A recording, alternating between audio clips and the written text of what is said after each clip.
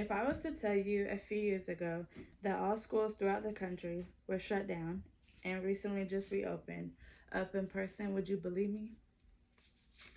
Today I'm going to be talking about the concerns with going back to school during a pandemic. There are two different opinions about going back to school in person. One side is saying that it's too dangerous, and the other side is saying that students need to go back to school. I'm going to discuss how students can prosper better with in person learning as opposed to remote learning. This topic is very relevant to share with everyone because everyone has been impacted with this pandemic, and going back to school has been a challenge ever since the pandemic started. Doing online classes for students have been challenging for all ages. For some students, it's better for them to go back to school so they are able to retain information and retain information better with less distractions from home. The three main points I would be discussing are death rates, learning outcomes, and mental health. Let's begin with discussing death rates from COVID-19. Everyone was eager to go back to school, but the COVID cases were going up tremendously to the point where it was extremely dangerous to go back to school. Now that schools are reopened back up for in person learning, the risk of contraction COVID-19 and the numbers of deaths can be increased throughout the country. Opening schools has put teachers and students at risk of contracting the virus. Students, especially elementary students, are asymptomatic, which means they can have the virus and have no symptoms. This is very dangerous because they can not only spread the virus to their classmates and teachers, but bring it home to their families. Schools are trying to make sure that teachers are getting vaccinated. To reduce the risk of catching and spreading the deadly virus, people of color especially are being impacted by COVID-19. So when people of color are experiencing COVID-19 symptoms, it can be very deadly for them.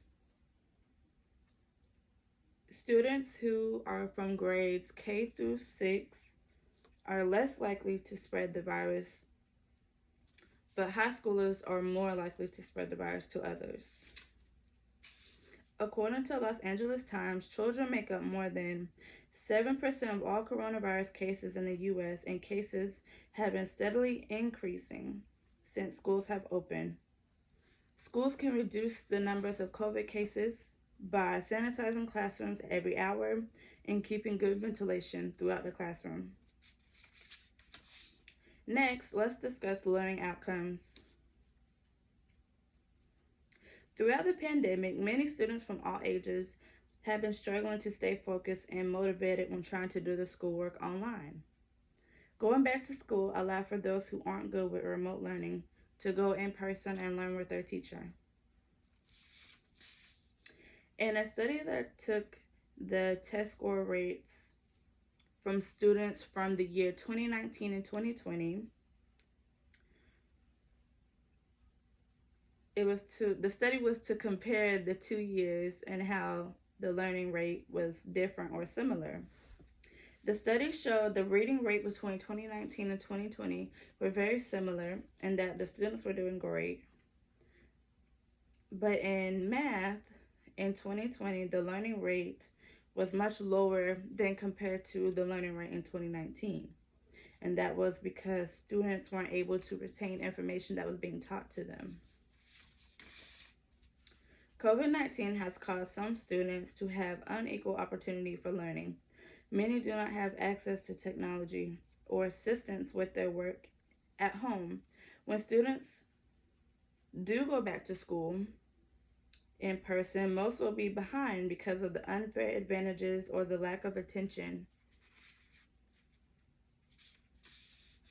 According to Brown Center Chalkboard, there is work to be done to help many students get back on track in math, and the long-term the long-term ramification of COVID-19 for student learning in the coming communities. Many schools will have to go back over all the information that was already taught to them because some students weren't effectively learning from home. Lastly, let's discuss mental health. Some have been depressed from not being able to see their friends or not having any kind of social interaction other than family. They feel alone all of the time. Others feel overwhelmed with the changes from in-person to remote.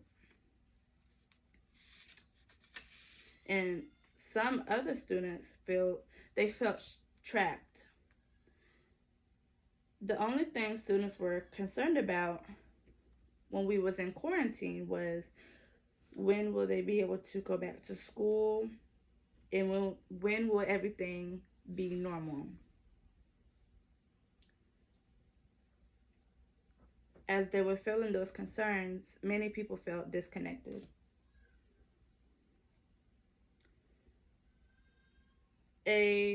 So an extended period of loneliness can cause the healthiest person to be depressed or manifest another form of mental health disorder.